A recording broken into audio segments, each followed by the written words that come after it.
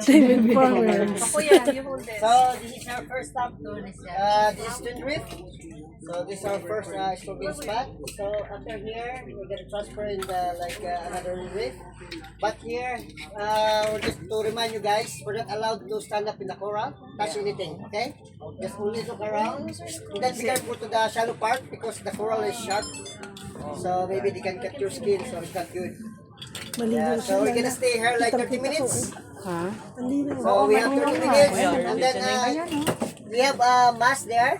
You can use it. But take care of the mask because if you lose it, you're gonna pay for it. Okay? Okay. The mask, just tell us so we can go in.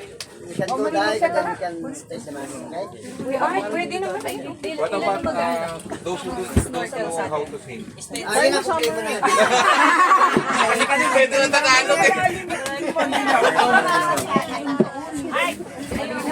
We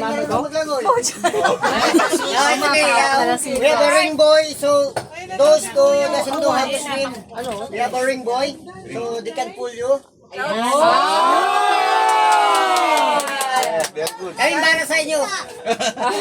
Kuya, dapat ba English? Pero pagbalik kami, ayun para sa amin. Yun, no? Libre yun. Oo. Ito ma'am, libre. Oh. Ayan na siya. Yung pabalik na lang yung ano. Kuya po. Sinula sa inyo Kuya, when you wear it, hindi rin ako marunong yan. Make sure there's no hair. Sorry. Fix it. Make sure there's no hair. Explain kung paano ko yung hindi.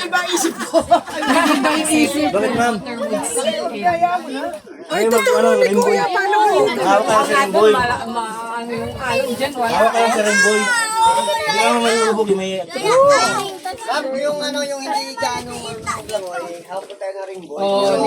Ay, hilahin niya kayo. Mag-a-advise naman yung mag-hila. May hila kayo. Kailangan naka-wear yung mask nyo ha. Baka hila kayo mga nandito yung mask.